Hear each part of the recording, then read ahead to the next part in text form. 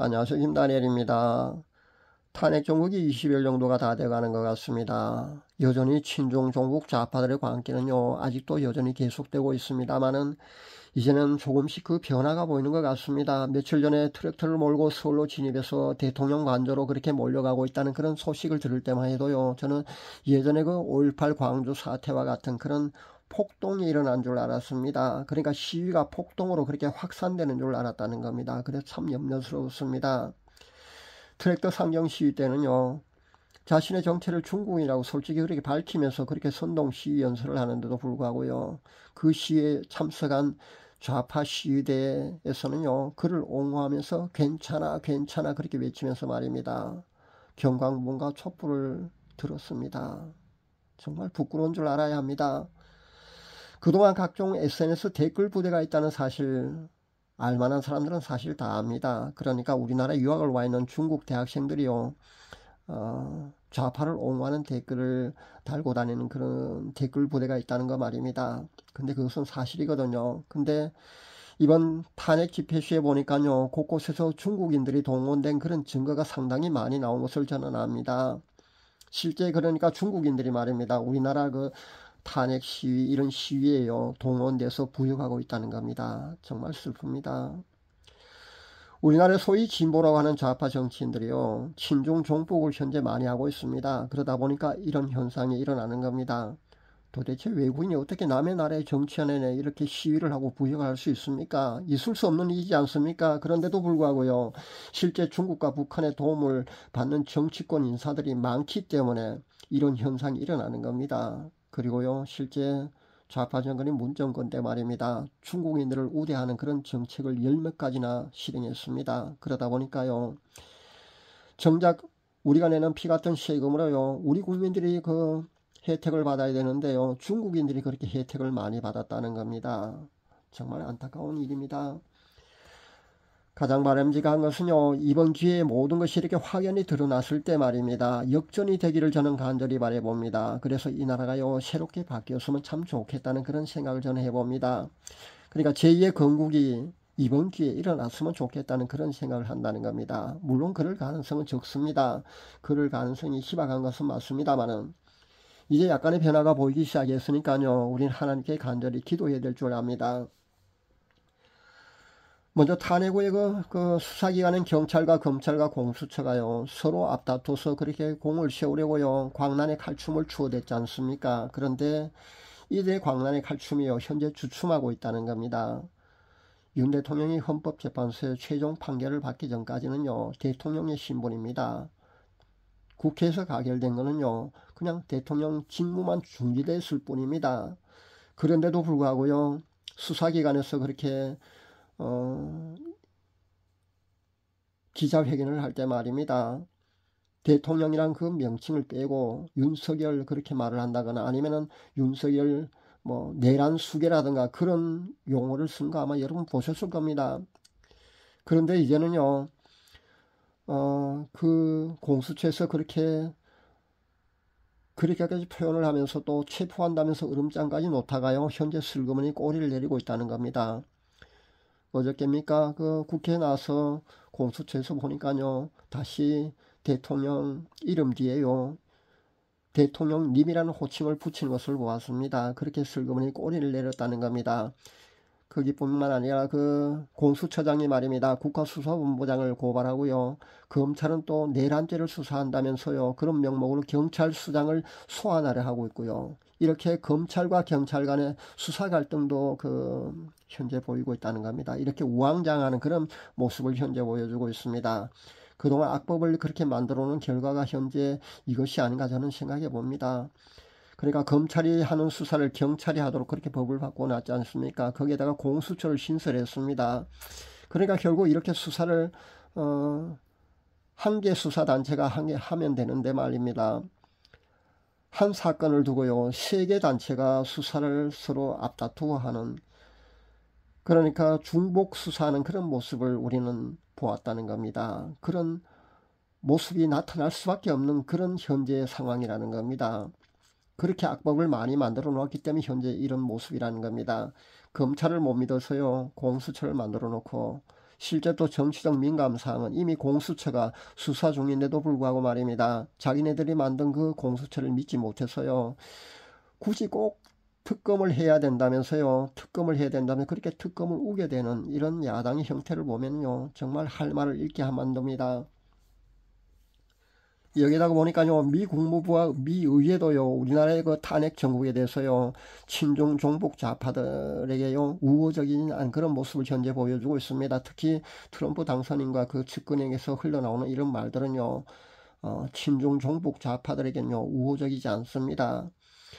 윤 대통령 탄핵하고 말입니다. 현재 한덕수 권한대행이 국정을 운영하고 있습니다. 그런데 한덕수 권한대행조차 자기네들 입맛에 맞지 않는다고 해서 현재 탄핵하겠다고 당론을까지 정해냈습니다. 그렇게 추진을 하다가 지금 유보하고 있는 상태입니다. 그렇게 슬쩍이 꼬리를 내렸습니다. 그러나 아마 권한대행이 자기들 협박의 그 말을 듣지 않으면요, 아마 권한대행도 탄핵시킬 겁니다.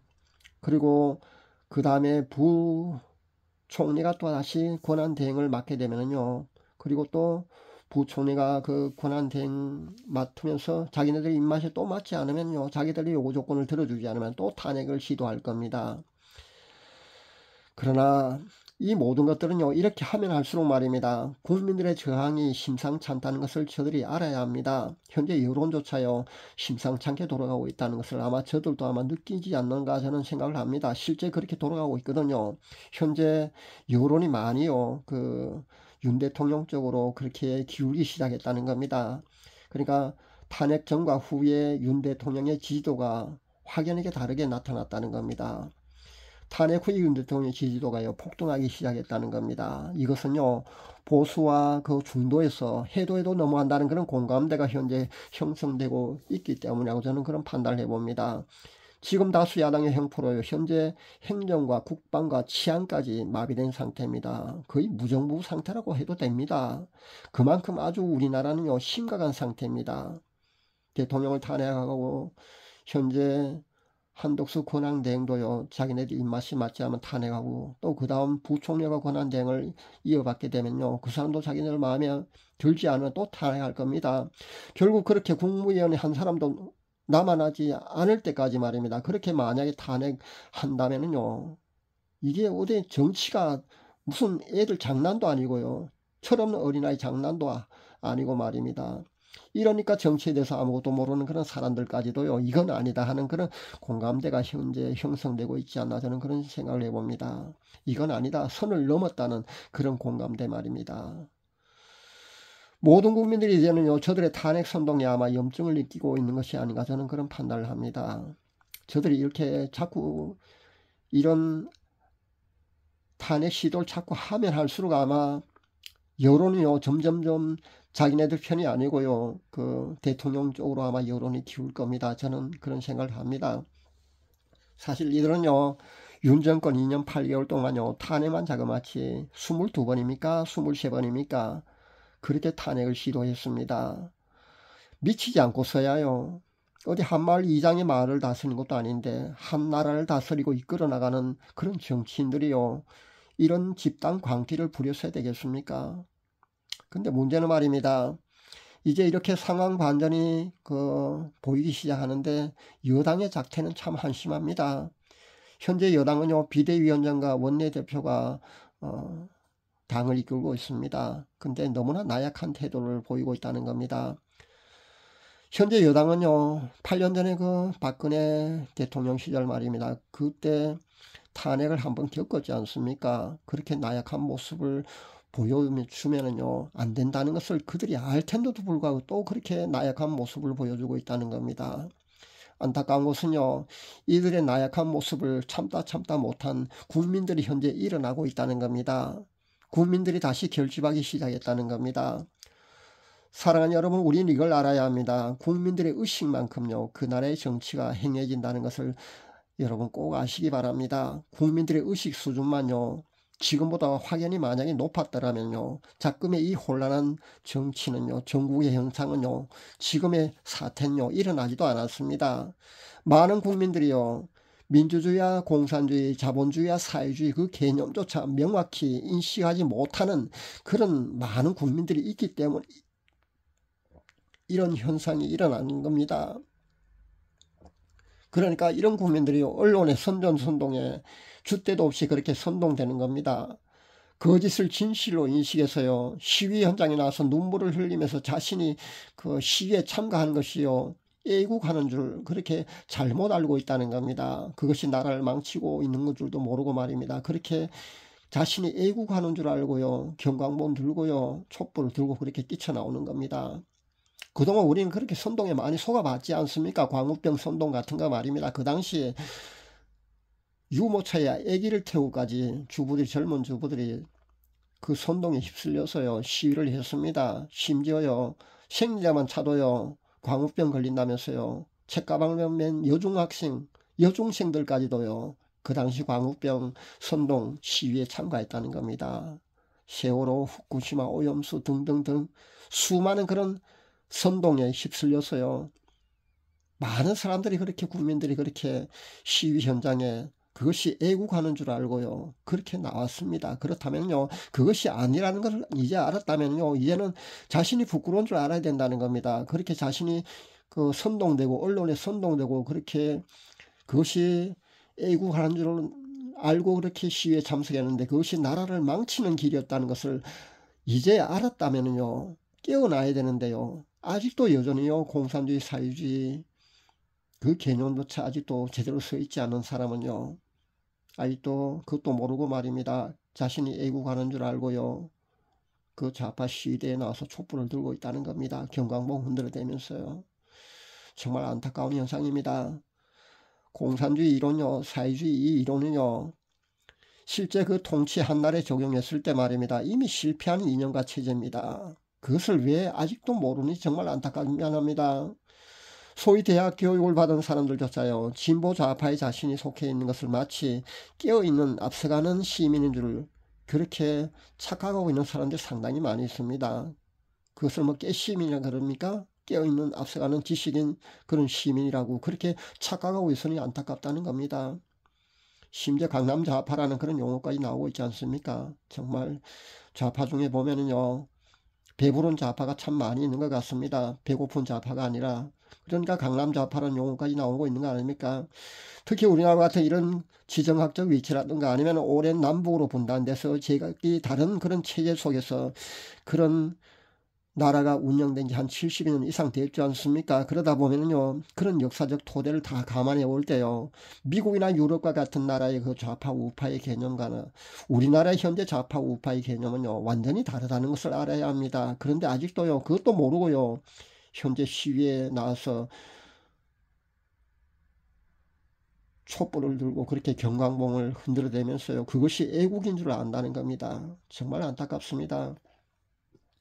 어설픈 중도, 그리고 요즘 젊은이들 소위 그 강남 좌파라는 그, 아니면 또 좌우의 개념조차 희박한, 그러니까 민주주의와 공산주의 그 개념조차 제대로 인식하지 못한 채 언론의 선동에 휩쓸린 그런 국민들이 많다면은요, 이 나라는 정말 희망이 없습니다. 그동안 자유의 소중함을 모르고 산 세월이 70년 이상입니다. 그러다 보니까요, 정말 자유가 얼마나 소중한 것인지 많은 사람들이요, 망각하고 있습니다. 그래서 이리저리 만약에 휩쓸리게 된다면요, 개인의 자유와 인권이 없는 사회주의 국가로, 그러니까 전체주의 국가로 갈 수밖에 없는 겁니다. 가고 나서 후회를 해봤자 소용없습니다. 지금 우리나라는요, 단순히 좌파 우파의 싸움이 아닙니다. 자유민주주의를 지켜내느냐 아니면 사회주의 국가로 가느냐의 싸움이라는 겁니다. 정신 차려야 합니다. 지금 우리나라가 그 기로에 서 있다는 겁니다. 제2의 건국이 필요한 그런 시점인데요, 만약에 여기서 우리가 지게 되면요, 자유가 없는 그런 사회주의 국가로 가는 겁니다. 사랑하는 여러분, 그 성경에 보면은요, 최악의 빌런 가운데 한 사람인 하만이라는 사람이 나옵니다. 이 하만은요, 바사 제국의 총리였습니다. 막강한 권력을 가지고 있는 바사 제국의 그 총리 신분이었습니다. 이 하만은요, 유대인 모르드게가 자신에게 절을 하지 않았다는 그 이유 한 가지만 가지고요, 유대민족 전체를요, 말살하려는 그런 계획을 세우고 실제 실행을 했습니다. 그런데 결과는요, 하나님이 여기 개입하시거든요. 그러니까 하나님이 여기 개입하심으로요 하만의 모든 계획이 숲으로 결국은 돌아가게 됩니다. 모르드게를 처형하라고 준비한 그 교수대의 말입니다. 하만 본인이 매달려 죽게 됩니다. 그리고 하만의 10명의 아들도요 그때 모두 처형을 당합니다. 우리나라 현 탄핵 정국이요 저는 이렇게 되기를 간절히 기도해 봅니다. 신실한 하나님의 자녀들도 이렇게 되기를 간절히 기도할 수 있기를 바랍니다. 지금의 상황이 역전될 수 있도록 간절히 기도하시기 바랍니다. 물론 그동안 우리가 한국 교회가 말입니다. 배도하고 하나님 앞에 바로 서지 못한 그런 결과가 지금 이 혼란한 전국을 초래했습니다마는 그래도 하나님께서는요 신실한 하나님의 자녀들의 그 눈물의 기도를 결코 외면하시지 않으실 거라는 겁니다. 이제 약간의 변화가 감지되고 있으니까요 하루 한 끼씩 40일 금시회의 기도에 동참하고 계시는 성도님들은요 힘을 내시기 바랍니다. 그리고 하나님께 간절히 기도할 수 있기를 바랍니다. 역전이 되면 더할 나위 없겠습니다마는 설령 우리의 기도가 부족해서요 역전이 되지 못한다 할지라도 하나님께서는요 우리의 기도의 분량과 진정성을 반드시 기억하실 것입니다. 그리고 우리가 기도한 그 분량과 기도의 분량과 진정성만큼요 반드시 이 나라를 바꾸어 주실 것입니다. 그렇게 믿고 하나님께 간절히 우리는 기도해야 될 줄 압니다. 감사합니다.